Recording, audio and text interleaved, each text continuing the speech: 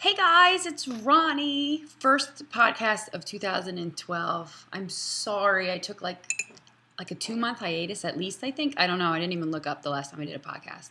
I'm not going to make any promises to frequency, although my goal this year for 2012 is to do one podcast a month. I think that's realistic.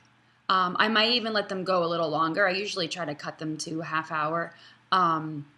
About 5 questions each. Today I plucked 10 questions. I don't know if I'll get to all of them or even if I have the gumption to answer 10 questions in a row. But I figure I'll just throw on the camera. Little Bean is napping. He's with us in spirit right there in the monitor. So I'm on kind of a time crunch, but I don't know how much with him. If he wakes up, maybe I'll pause the camera and go grab him to say hello. But it has been quite difficult balancing baby and sites and fit blogging planning and podcasts and family and working out. There's a lot I'm trying to do. So I don't want to nix podcasts altogether. I miss them. I still have questions streaming in, and I have kind of a confession to make that my question organizing skills are just, I don't know what questions I answered anymore and which ones I haven't. So I hope there's no repeats in this one, but there may be. So just don't let me know if there is. I reply to everybody via email, but for some reason Gmail doesn't attach the reply sometimes, and then it doesn't show that I replied, even though I did reply. And then you guys think I'm crazy, which I am, but it would be better if that didn't happen. Okay, so I'm going to get into the questions.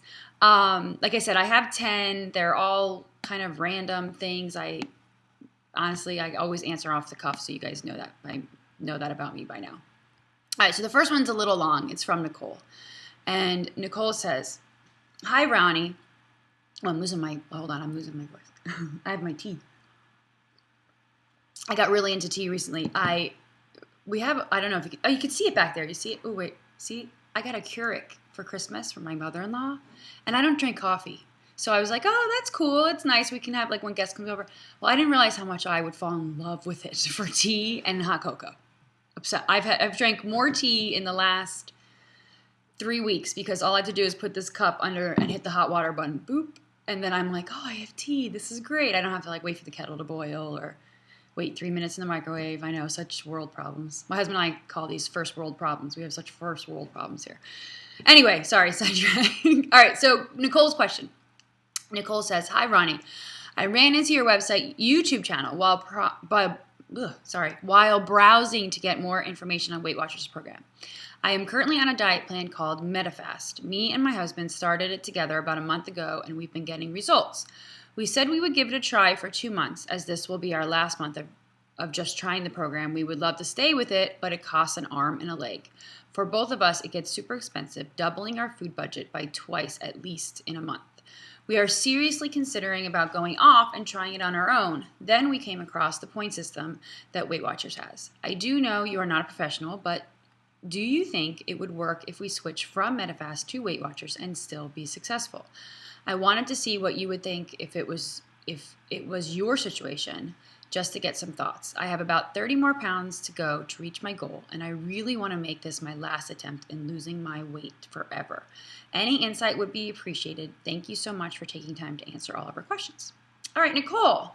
I think this is a great question, and I actually get a lot of diet switches. Like, I've answered questions in the past, like people coming from low carb to Weight Watchers or vice versa. And I really think, I think not only could you be successful on it, I mean, people are successful on Weight Watchers all the time, but I think it would serve you better. Again, this is just my personal opinion, but I did a little research in the MetaFast. I'm not that familiar with it, so feel free to correct me if I'm interpreting it wrong, but from what I've read and asked other people who have had experience with it, that you basically buy kind of prepackaged foods. And so you're not left to really learn anything about maintaining this loss after it happens. So again, all my opinions, so don't stone me, but when someone hands you like a nice diet all packaged with a bow on it and say, eat this for breakfast, eat this for lunch, eat this for dinner, eat this for your snack, and you'll lose weight. I think it's really common sense that you will lose weight. It's easy. It fits into your life. It's really expensive as you're experiencing. But in my opinion, you're not learning the skills that you'll actually need to maintain that loss for a lifetime, because as you're already aware, you're not going to be able to afford those meals for the rest of your life.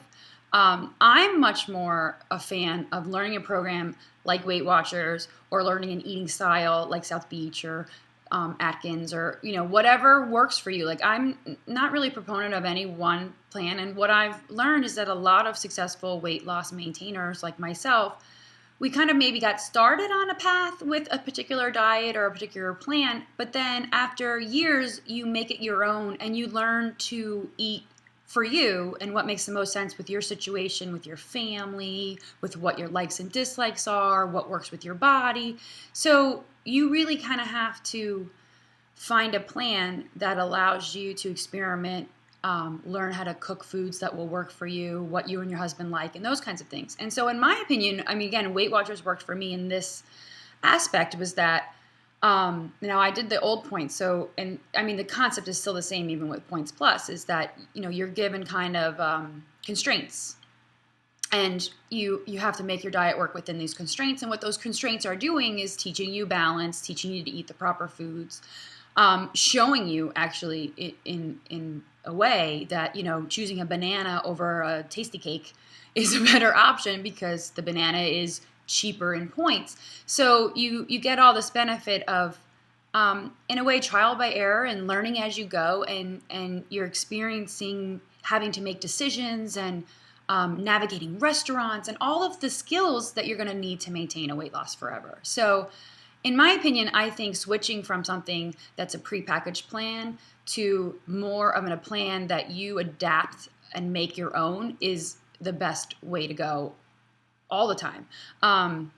It's going to take some adjustment, and of course there's a little bit more work involved because you have to do the planning and the cooking, and but I think in the end it'll serve you much better. Again, my experience, and successful, I won't go down that. So I think you can be successful in anything that you do, as long as it's a healthy approach. So I say take the leap. And it's great that you have your husband to do it with you, because you guys can, my husband doesn't cook, but hopefully yours maybe can take on some of those duties, and you can kind of tag team and learn what you guys are both good at. And you have a cheerleader who's going along with you, which I think is a great asset. So I'm curious, if you did make the jump, this is actually a fairly new question, so it would be great if you can leave a comment on the site, because I'm sure some people would be interested in what happened when you did take the leap. Were you able to continue to lose, and how hard that transition was? And it would be great to hear from somebody who made the transition, for other people who are considering making a transition from a prepackaged plan to a more loose plan where they have to make the decisions and do a little bit more work. So great question, Nicole. I think it's possible, and not only possible, but better for you in the long run, would be my opinion. Okay, I'm going to move on. Oh, I'm so excited that I'm doing these again. This is great. I have to do them more often. I'm adding the tea. I'm sorry. I'm thirsty. Okay. Second question is from Catherine.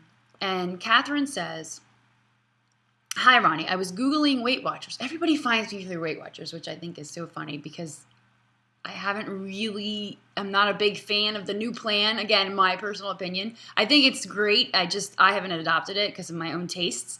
So, I don't know. It just strikes me funny because now I'm getting all Points Plus questions and I can't really answer them because I'm not really on the plan. But anyway, let me see what Catherine has to ask. Catherine says, "Hi, Ronnie. I was Googling Weight Watchers and found your website. I have to give it to you. You really make it fun. Since there is so much information and I'm still getting familiar with your website, I wanted to go ahead and ask you a simple question. I want to start Weight Watchers, and I would like to know how I go about doing that. With your expertise, should I do it online and pay for it, or do I buy a box on eBay, or ? I greatly appreciate your help. Thanks, Catherine." All right, Catherine, again, I am a fan of Weight Watchers. I feel like I'm doing a commercial for them. But again, I always answer questions like, you have to find the best route for you.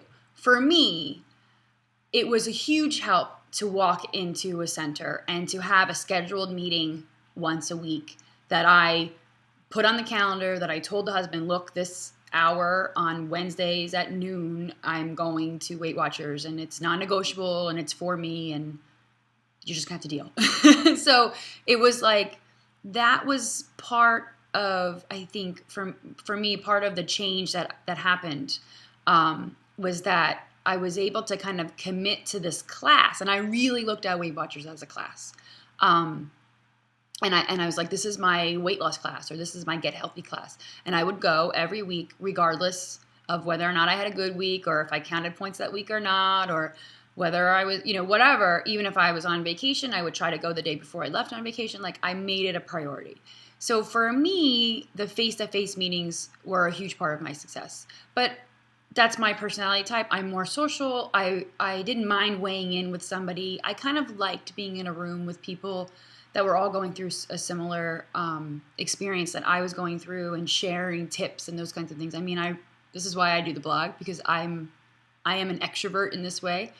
But I know not everybody is like that, and some people have a little apprehension about weighing in, and some people don't like to be around other people, and they don't want to be questions. And sometimes the meetings in your area just aren't that good. Like, to be honest, I haven't been able to duplicate the meeting that I fell in love with in 2005 with a particular leader. I haven't been able to find another group like that clicked, where I felt welcomed and part of the team. You know what I mean? And people started to recognize you, and you kind of felt like a little part of the family. The Weight Watchers by me now, I just didn't get that same kind of warm and gushy feeling. So now it might not have, it's not as important. So if you're more of an online person, joining online, I always say that another huge part of my success was the blog. Again, making commitment to the blog. So blogging may be an option for you. Like, maybe you join Weight Watchers online, you don't like meetings. So in lieu of a meeting, you do a weekly blog post, which is what I did as well. I did a weekly blog post, because kind of updated on how my weigh-in went, faced some feelings about how I was feeling about losing or gaining or whatever I was going through.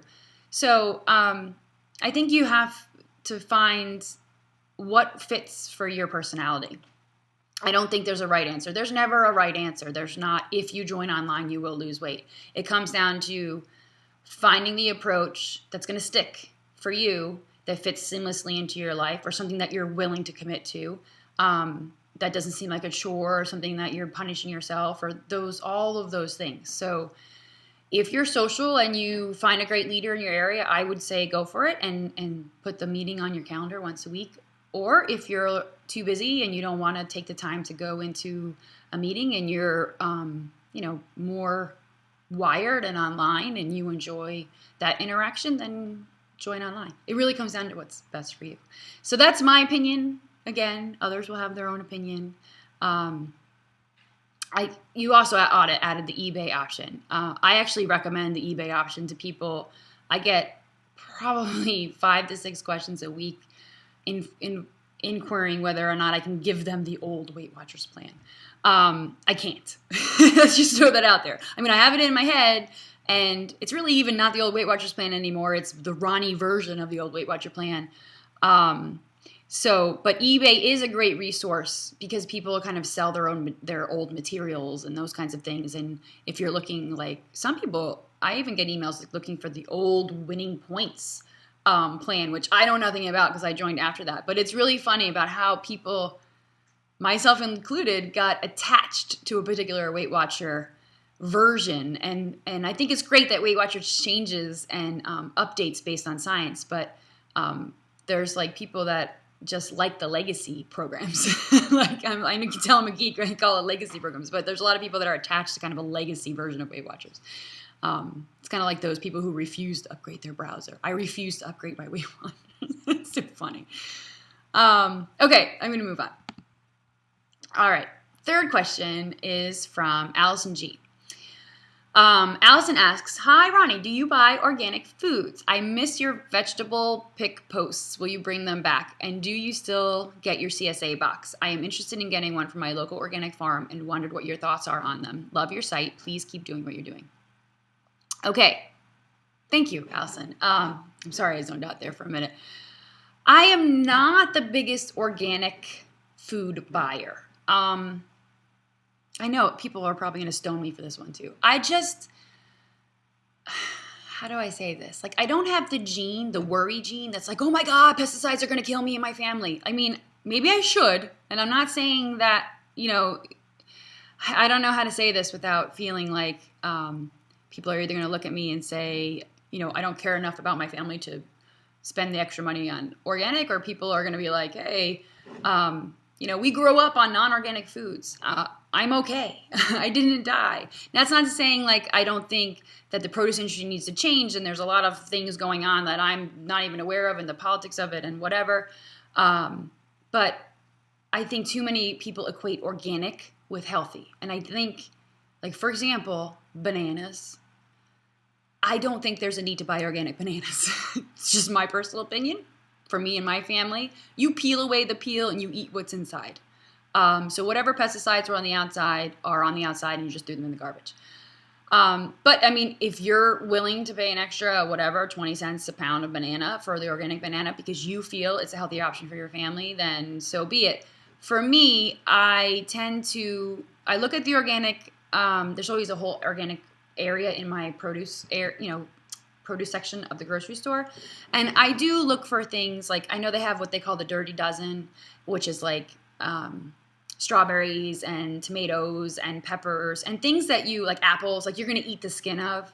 And I have been buying more and more organic apples because I put them in, little guy's lunch.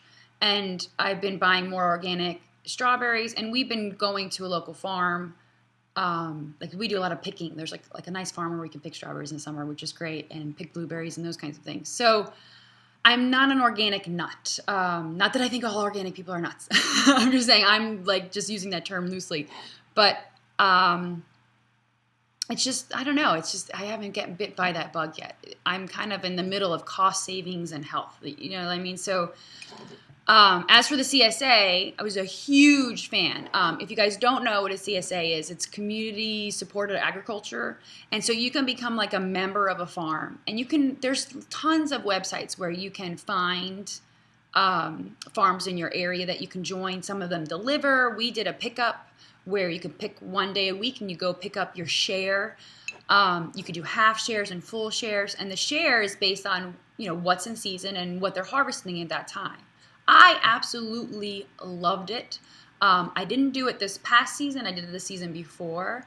And I think I paid, if I remember correctly, like $700 for the whole year of produce. And that ran from like April through November. It was like April through Thanksgiving pretty much. Like we harvested it through the week after Thanksgiving. And it was great. I brought Ryan to the farm and we picked our own herbs, and we tried things we never would have tried before, like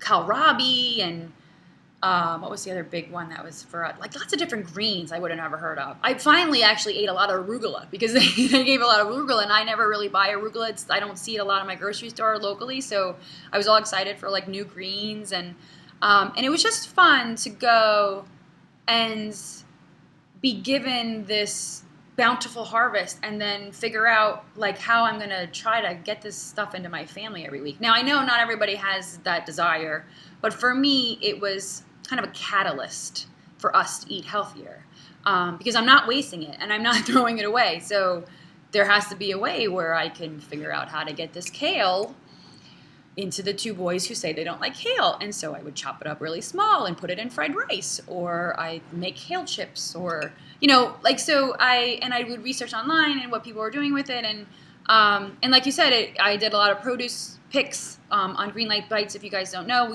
I used to do more regularly a video with the kids. I used to do it with Ryan. Now I do it with both kids. We just did parsnips actually not that long ago, where we take something out of the produce section that we don't regularly buy or have ever bought, and try it together on camera and try to inspire you to go to your grocery store and pick something out that you may not have tried in the past. So, for example, last week or this past week, I finally took the leap and bought a parsnip. I can't believe I've never bought a parsnip before. I mean, I'm sure, like, for people, if you grew up with them and there was something that your mom cooked, it's like, it's a parsnip. Who gives crap? Like, it's like a carrot. What's the difference? But I think what people don't understand is, like, culturally, there's little pockets where these kinds of foods just aren't popular. They're just, it's not that people don't eat them, and it's just that you don't grow up around them, and then they're kind of not ingrained in your, portfolio of vegetables, if that's kind of how I think about it. And so I'm really trying my hardest. And it's not like I adopt these things and then we eat them all the time. It's kind of like I want to expose my kids and myself to things that I don't think about. Like I've never bought a rutabaga. Not to my knowledge. I don't even know what to do with one. So that will be a produce pick in the near future. Same thing, that's how I got started on kale, and now I buy, 2 to 3 bags of kale a month, and I put it in smoothies, and I put it in my eggs, and I'm eating kale now. That was something I would have never even thought of eating before. Actually, I went to my friend's house, and they eat collard greens. I've never had greens that cooked that way. And so her husband made me greens, and I'm like, oh my gosh, you have to give me this recipe. So I'm hoping in the next few weeks to share a collard greens recipe, because I've never eaten collard greens. It's just, we didn't grow up with them. They just weren't what we made in my house. We ate pasta and we ate chicken. Again, my mom was a great cook, and we ate lots of different things. It wasn't in our culture to eat these other kinds of vegetables. So I'm hoping to change that by incorporating them and trying them. Or I'm going on a tangent here. So, back to Allison's questions. I'm not a big organic fan. I buy certain things organic, but not everything. I'm not 100% organic by any means. Produce picks are back. I'm going to do my best to do a produce pick at least once a month with the boys. I had Little Bean trying parsnips. It was really cute. And actually, he really, really likes them. He really does. It's great. I actually roasted them not a couple days ago.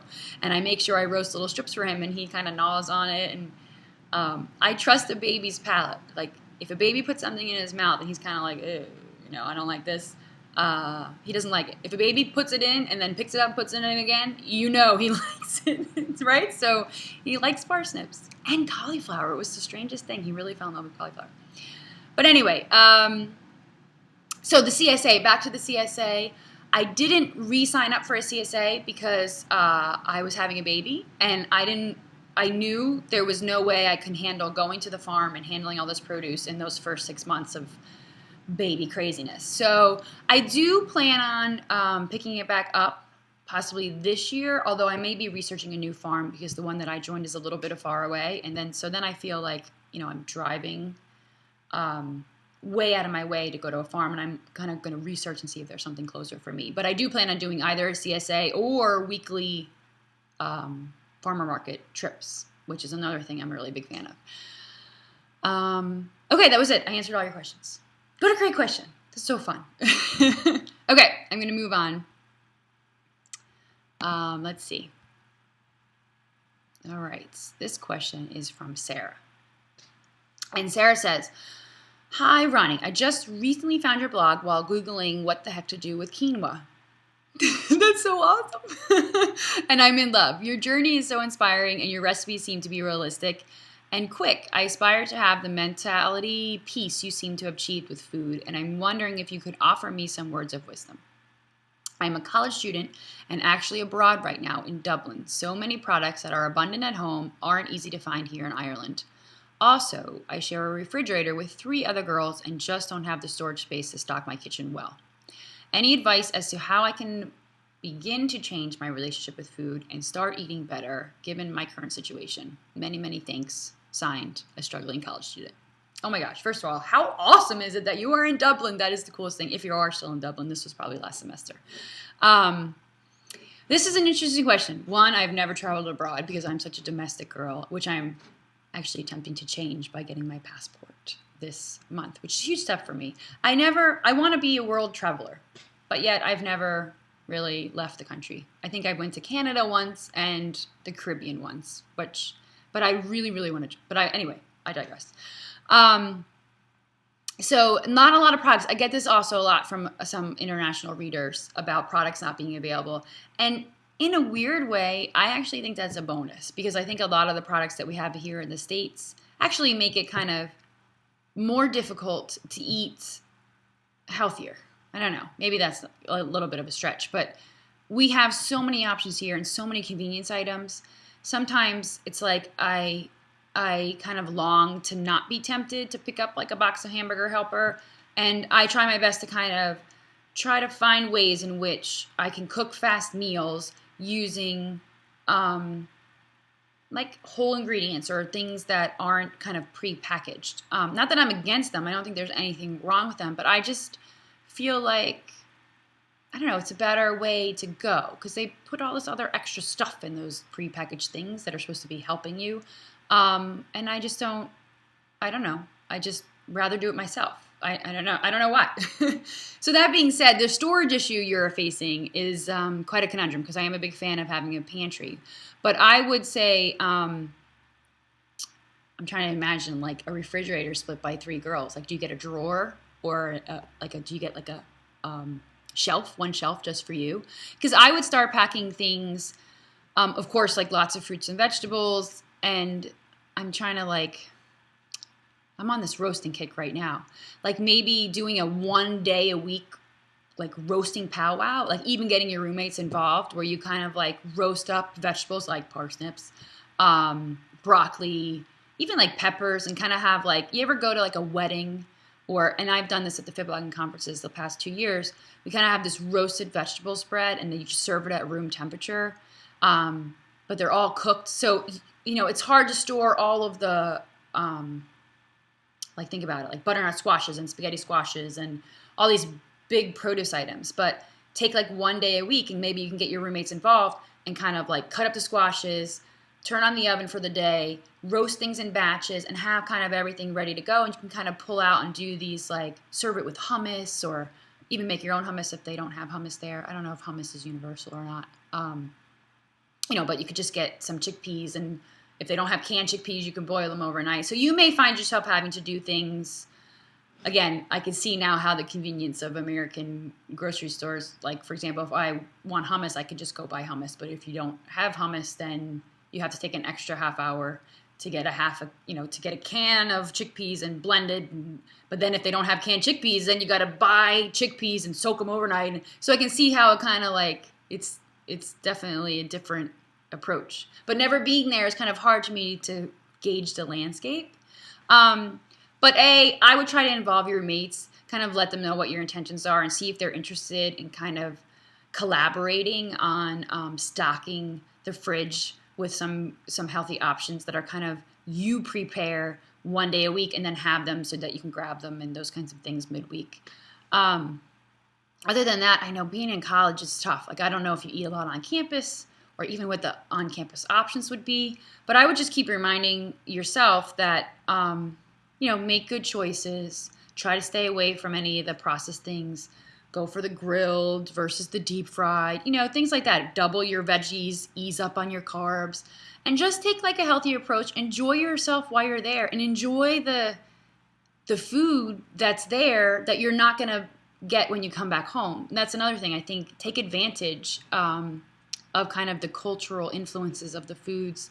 And I'm sure a lot of them aren't like waistline friendly, but taste everything, enjoy it, be conscious of what your choices you're making, and just enjoy yourself. I mean, a semester in Dublin, that freaking rocks. I wish I did something like that, and I didn't. And not that I regret it, but I really hope to be able to travel a little bit more and experience those things. So I say, live consciously while you're there. But don't, how do I say this? Like, don't go gung-ho crazy and eat everything in sight, but just hone it in, try to involve your roommates, enjoy the experience, and, you're probably already home, so this all doesn't matter anymore. So if you I'm going to email you, leave a comment, let us know kind of how the whole experience was if you are back. Or if you're still there, kind of how you're balancing everything. That would be really fun. Okay, I'm going to move on. Next question. I'm actually right at the 30-minute mark. And I think I answered exactly 5 questions. So I can cut it short now. I could attempt to record 2 different videos and then chop them up and launch them on at different times. But frankly, that's really time consuming and I don't have that kind of time. So I'm just going to keep going. And if you can't listen for much longer, I totally understand. Just remember where you are, the 30-minute mark, and then next time come back and start at 30 minutes. And I'm putting the work on you. I'm sorry. I'm sorry. I'm trying to, I don't know, I'm trying to find the best way. We'll see if I get good feedback or bad feedback. You guys need to let me know in the comments if the podcasts are too long or too short. And kind of what you prefer. But I know what's going to happen. Half of you will say, I like the old way, the half hour, that was perfect, that matched my walk. And half of you would say, oh, I love a longer podcast, go as long as you want, da-da-da. And then I can't make everybody happy. I'm learning this. It's taken me 35 years. But I'm learning that I can't make anyone happy, so I got to see what works. But so let's see how this works. All right, so I'm going to keep going on. Next question is from Deb. And Deb says, hey, Ronnie. I have to say that I am a big fan of your site, and I know you have mentioned before that you tend to have a bit of a snacking habit. And I do as well with the sweets. I tend to start and then can't get myself to stop. I often justify it by saying, I don't care, or I'll work it off later, but those are rarely the truth. I was wondering if you had any advice for tricking myself into stopping the over-snacking. Thanks, Dev. Oh, Dev. The snacking question. I really do have a snacking problem. And you know what? This weekend, I'm counting points again, old points. Just wanted to keep myself a little bit accountable in the new year. And it was really to combat this snacking habit that I'm finding that I'm in.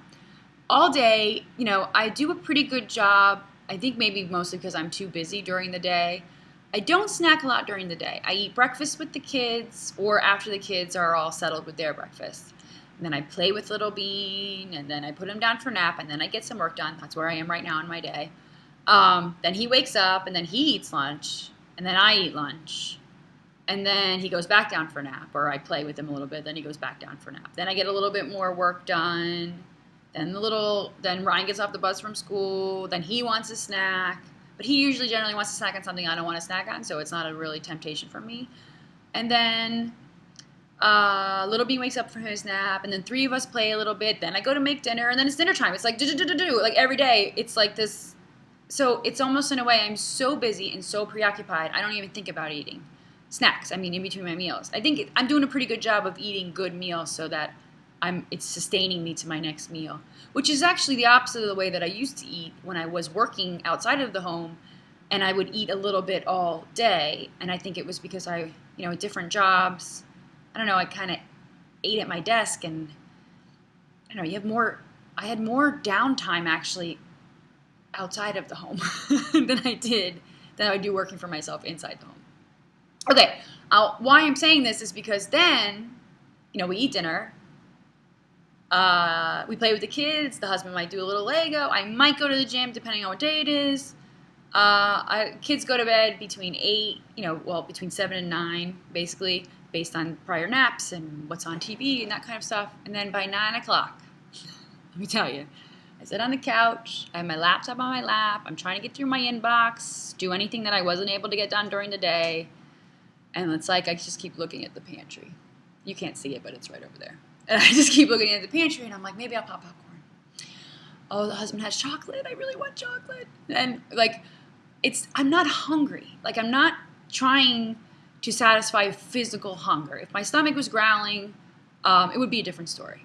But I'm just out of habit wanting to sit on the couch with something in a bag form and stick my hand in it, stick it in my mouth. So, and I fell prey to it this weekend yet again. I don't know what happened. Something snowballed, and then I stopped putting it in the food journal, and then I was like, why did I do that? I shouldn't have stopped putting it in the food journal. I need to just be accountable. And so I picked it up the next morning and I started again.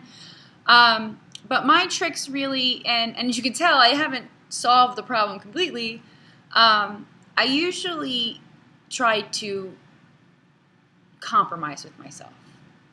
I think if you fight it all the time and you don't let yourself snack when you naturally want to snack, or when and there's a little bit of reward there, and like, I had the kids are now in bed and I want to relax. Like some people use that time to have a glass of wine or something. I pop the popcorn or like whatever. It's kind of like, I think if we fight those natural things, after a while you rebel against yourself. You're like, and then you just go hog wild and crazy.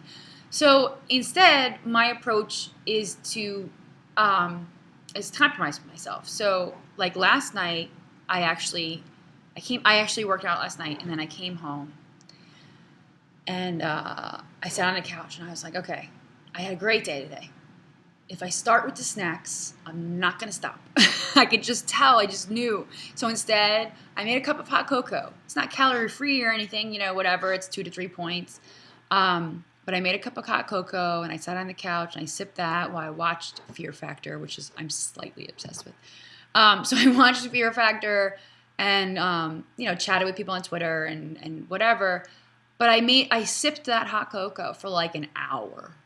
And it helped. I mean, again, it's not a snack per se, but for me at that time it worked. That's not always going to work because sometimes I want a crunch, or sometimes I want salt, or sometimes I want chocolate, like Saturday. But that worked. Other times I will, and I have a funny post about this, like sometimes you just pop popcorn and cut your losses. I'll pop I got a popcorn popper. I don't know if you can see it. I should pull. Oh, you could kind of see it. You see it? It's that red thing right there. I used to buy microwave popcorn in hordes, like literally BJ's huge box microwave popcorn, throw it in the microwave. And I would eat one large bag a day. It was like I was obsessed. And I did this all through weight loss, by the way. Like that was my thing. I would eat a bag of popcorn a night, and that stopped me from snacking on other things. Then I stopped. I tried to do the 100-calorie pack of popcorns. They're just too small. To be honest, they're just too small for me.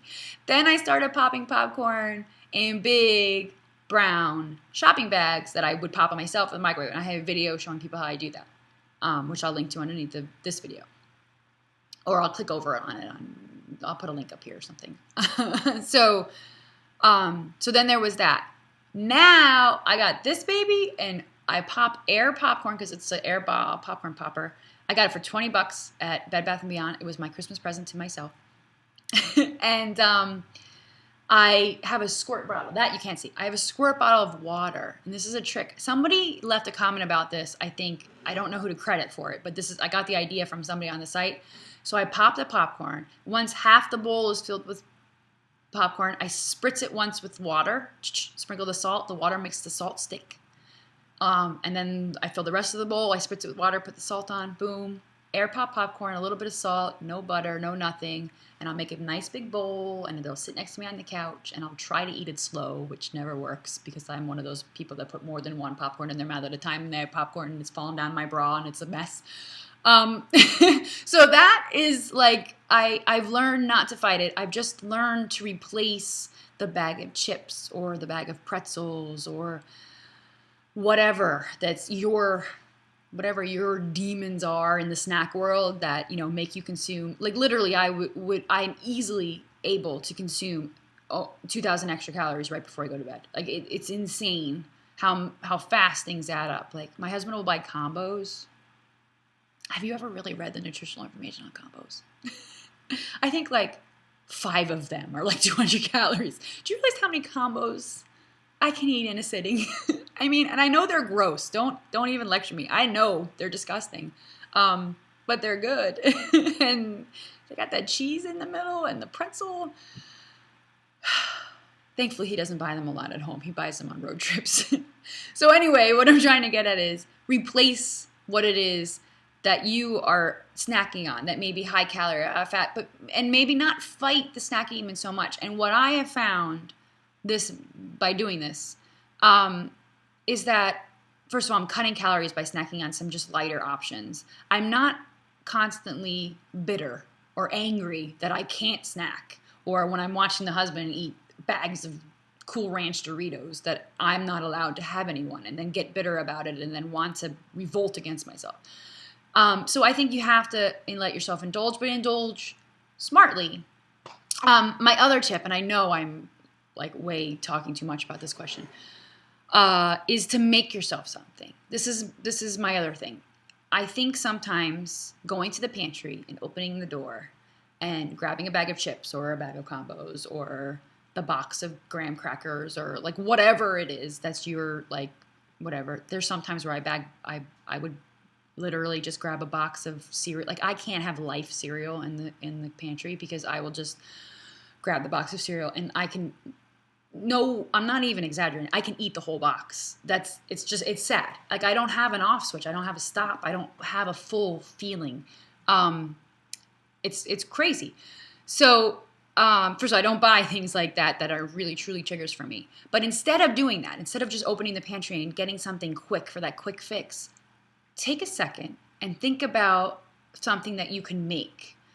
This is when I really started to make like tortilla pizzas or pizzas little on English muffins. And I would turn on the oven and I would toast the English muffin. I would either slice up some tomato or smear some tomato paste on it and sprinkle it with spices and you know what, I would make it and then I would put it in the oven and then I have to wait 10 minutes for it to cook. And then I would sit down and I would have my snack. And there's something, and I talk about this on Greenlight Bites sometimes, there's something ultimately more satisfying about that.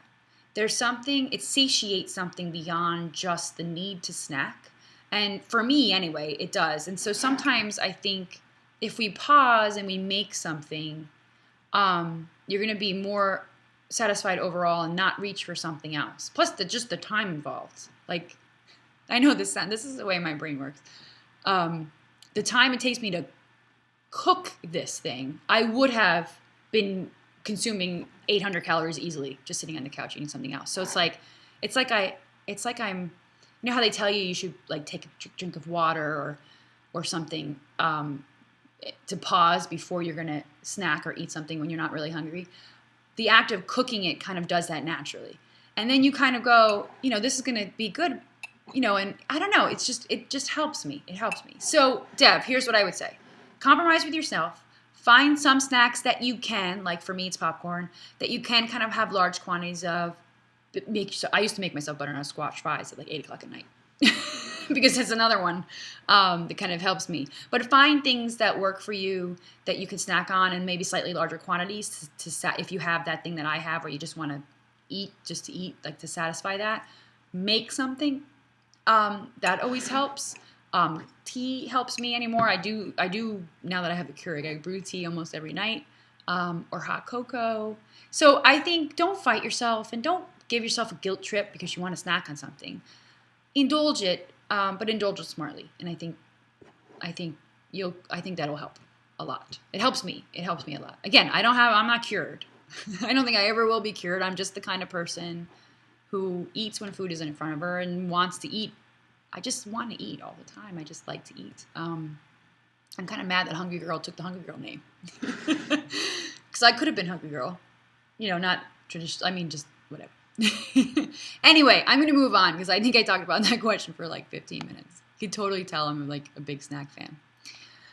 All right. I have another question. You know how I said in the beginning about, I don't know if I can do 10 questions. Yeah, I don't have any problems talking. Our next question is from Haley. Haley says, I'm having heavy mental issues with my body weight and how I should look. Every thin woman I see frightens the life out of me as I think that's exactly what I'm meant to be, as I've been told that that's what men prefer. I know that losing weight should be about me, but I still feel that I should be doing it to fit in with society and to feel accepted. It's putting a lot of pressure on my relationship, and I'm feeling pretty low, and I don't know what to do. Do you have any advice on how I can get myself to a happier place about the way I am and how to lose weight with a healthy mind?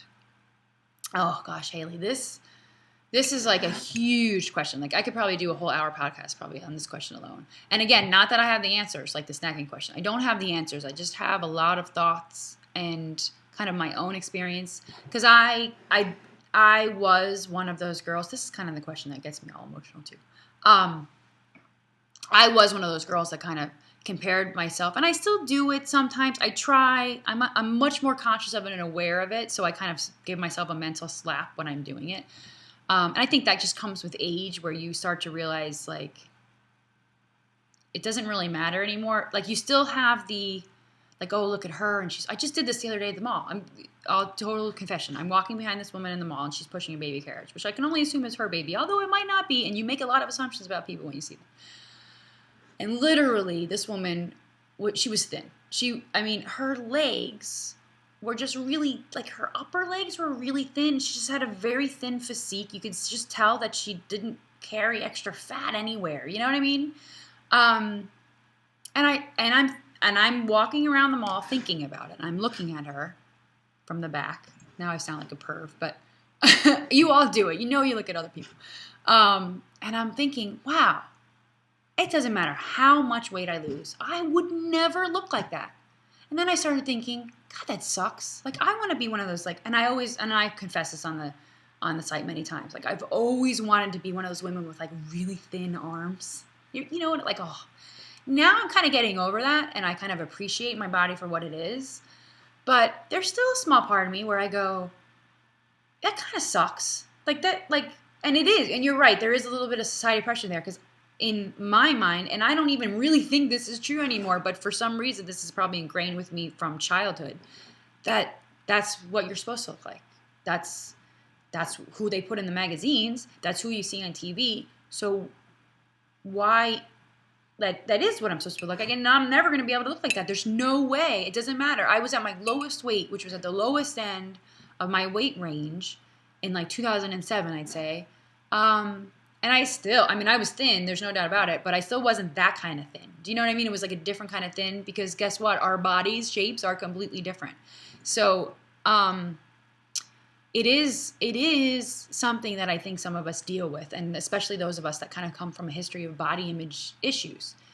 The only advice I really have to say is to kind of you have to work on yourself, and you have to approach your whole mentality and have a level of consciousness that that's what you're doing. So, like, at that time when I was thinking about that in the mall, and I went, you know what, I really don't want to look like that because it's not me. Now, it's easy for me to go, I was thinking this, and then I just slapped myself mentally and told myself to shut up, but it takes a lot of work, and there's a lot of stuff going on in your head and my head all the time about things, and you kind of have to do a lot of self-talk. And remind yourself that you're fine the way you are, regardless of what your weight is. You have a body, and it's awesome, and it's wonderful, and I'm going to cry. See, now I can't talk about these things in podcasts. But here's my advice. I'll take a logical approach so I don't get so emotional. My advice is to put yourself out of your comfort zone a little bit. And again, this is only coming from a place of what has worked for me in the past. What has worked for me, especially when I was first starting to lose my weight and I was at my heaviest that I've ever been, and I was already self-conscious before when I was at a thinner weight, and so it was like compounded that I was even at a higher weight, but I pushed myself out of my comfort zone to do things and to experiencing things regardless. And so it was a lot of, like, in a way, some leaps of faith. And it's funny, I just saw a story this morning on Good Morning America about this woman who had agoraphobic. What is it called? Agoraphobic. She was agoraphobic. And she said she made a New Year's resolution last year, I think it was, or 2010, to get out of her house and go visit all of her Facebook friends. I'll try to find the story and then put the link underneath the video. And so what she did it. Like, she didn't see, I think she saw 200 or something out of the 300 friends that she had, but she just got in her car and started driving and visiting. Some of these people were complete strangers. But think about that for a minute. Someone who's literally has so much anxiety that they cannot leave their house took a leap of faith, faced her anxiety, and accomplished this huge goal and had all these life experiences to show for it.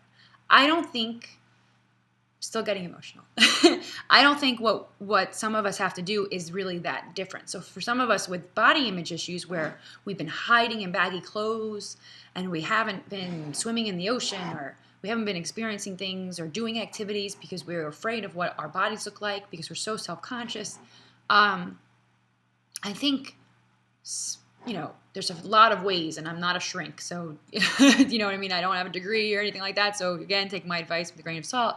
But for me, the best way to overcome it and the way that I overcame it was I took a leap of faith. I put on a tank top. I started taking hikes. I started rock climbing walls at the gym. I just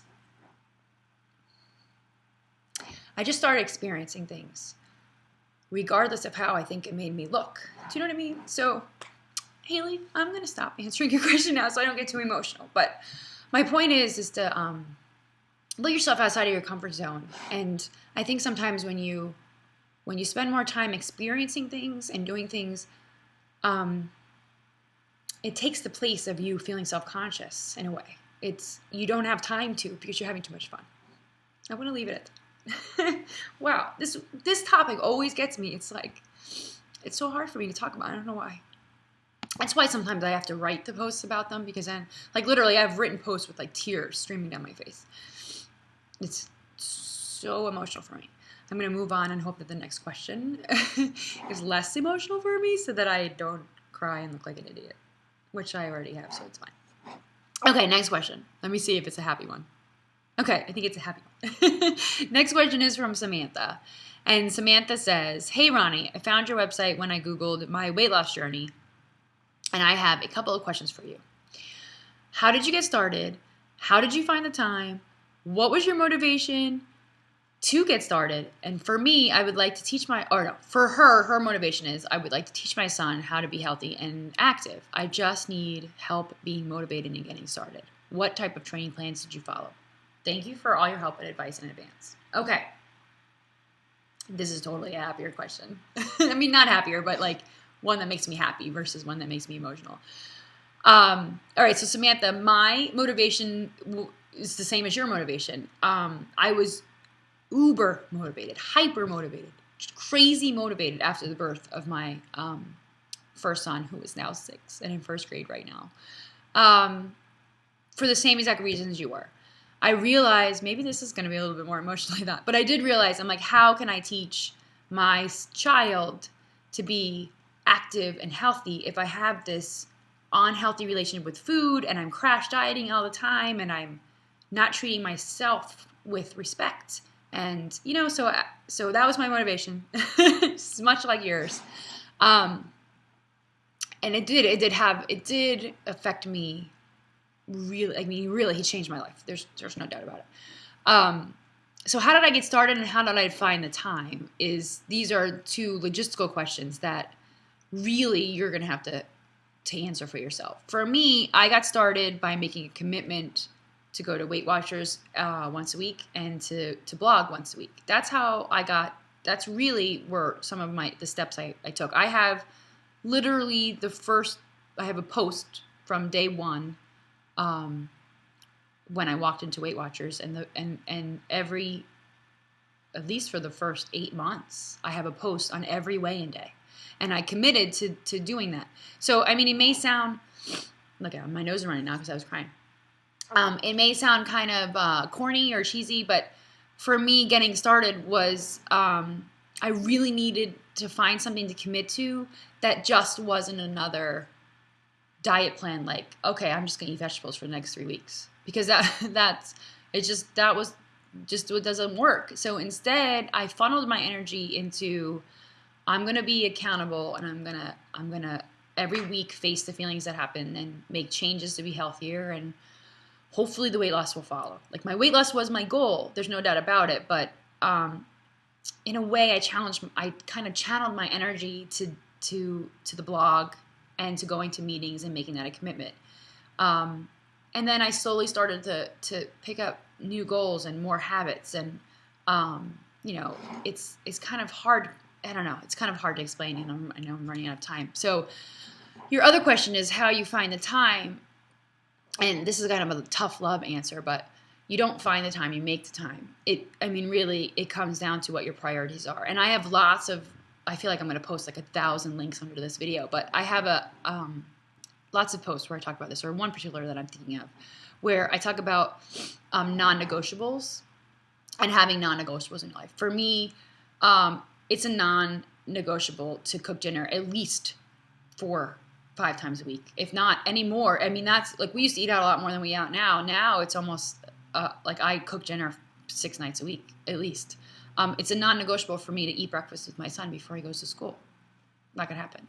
It's not. I'm not sending him to school without breakfast in his tummy. It's not gonna happen. So for me, I prioritize, and I didn't. I mean, I would recommend sitting down with a piece of paper and really looking at what your top priorities are and where are you spending your time now. I mean, I didn't do that per se. I kind of did it in my head, and I just really started to adopt more and more non-negotiables. Like, for example, now it's a non-negotiable that I work out at least 3 days a week. I work out more than that, but it's actually, I shouldn't say that. It's a non-negotiable that I don't go more than 1 day in a row without working out. That's kind of how I manage my own workout schedule. But I make it a non-negotiable. Does that mean sometimes I have to wake up at 5 in the morning to do it? Yes, because it's important to me and I want to do it. And so you kind of have to decide what's important to you and what you're willing to give up to make that happen. Unfortunately, we can't invent more hours in the day, and we don't have all time to, to cook at home these huge gourmet meals every day. So you have to kind of find balance and figure out what works. But it really does come down to prioritizing, and your motivation, I think, comes from small successes. So maybe start small with a baby step of, if you're eating out a lot, then try to hone in and make a small goal of eating out 1 to 2 days less this week than you did the week before, or something like that. I mean, something small. I always say, I always use the Diet Coke example because I'm on a mission to get everybody to drink more water. It's a personal mission. But if you're on, I always say, drink 1 less can a day, or replace one can and then the next week do something. And what you'll find is that it's so, I don't know, in a way it's cheesy, and I realize this, and in a way it's very What About Bob, baby steps to the elevator, baby steps to the, but really, if you think about it, I think so many times you fall into the mental trap of, and it's a new year, so how many people got on the whole New Year's resolution, like, I'm gonna wake up on January 1st and run 5 miles and nothing but vegetables, and I'm swearing off sugar, and I will never have another cookie again, and I'll never eat pizza, and whatever. And then they go to work on Tuesday, and there's donuts there, someone's celebrating, and then I'll have a donut. And then it's over. So I think these huge, I'm going to change overnight, and I'm going to wake up in the morning and be a different person who likes to work out and who likes to eat vegetables and who likes to cook. It's so unrealistic. It just doesn't happen that way. It's small, little changes over time. It took me 7 years to get to where I am right now. It's 7 years to the point where I can wake up at 5 in the morning and go work out and like it. It did. It took me 7 years. I'm just a different person. When I first started in 2005, I loathed working. I cannot stress how much I thought people who worked out were weirdos. Really. I didn't join a gym. I refused to join a gym. And I refused to lose weight under the premise that I had to work out because I hated working out. And in my mind, if the only way for me to lose weight was to do things that I hated, then I'd rather be fat. And that was a change in my mental state that happened when I started. And so I didn't work out. I didn't work out for a good 2 years after I lost the weight. And then I use the term working out to mean going to the gym, taking a class, riding a bike, going for a run. What I did do was move more. I walked, I took the stairs, I strapped the baby, and we went to the park for a hike. So I got more active, and that I wanted to do because I just think that's good for you. You just got to move more. You can't sit on the couch all day and watch TV, which is what I was doing before. So Samantha, I think prioritize, sit down and really look at, where are you spending your time?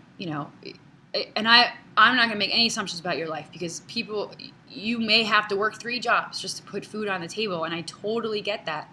But you have to figure out what you are doing that you don't have to be doing, that you could be doing something else that's more beneficial to your health, mental and physical.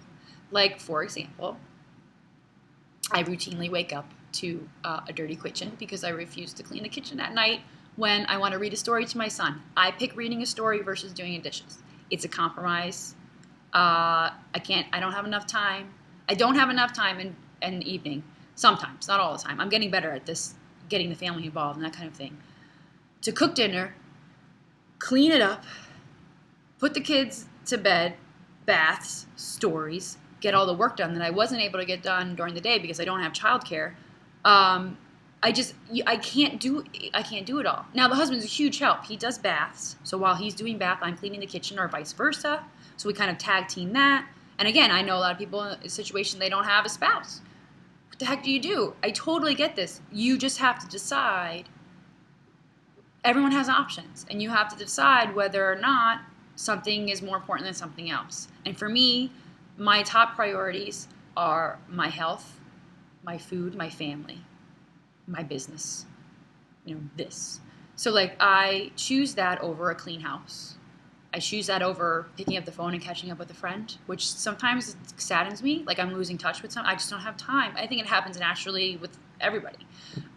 Sometimes I choose that over, sometimes I choose staying home instead of going to the gym. It happens. I think sometimes it's more important for me to spend time with the husband than to go running one night. And so these are choices we make all the time. But yeah, I didn't find the time. I made the time for the things that are important to me. And I think it's something that you have to do. Now I'm going over an hour and I can keep talking. How sad is that? You know what it is? I'm thirsty for human interaction because I don't go to work anymore. And I just posted yesterday on the blog about wanting to talk to more people at the gym. I feel like nobody talks to me at the gym. And I go and I'm like, I'm going to be around people. Yay. And then I'm like, hi. And then they kind of walk by and I'm like, oh. So I'm sorry I talked your ear off for this podcast. I'm actually going to, did I actually answer all the questions? I did not. I think I answered 7 questions in an hour. That's really sad too. So if you've made it this far in my crazy hour-long podcast, thank you very much. If not, you will never hear this, so it doesn't really matter. But I'll take feedback up on the website to the length. And doing an hour long is a little bit easier for me than trying to edit and cut them in half and post them separate times. But so we'll see how this goes. And again, if you made this far, thanks for listening, and I will talk to you guys next month, I guess. It's so far away, but anyway. All right, bye. Thanks.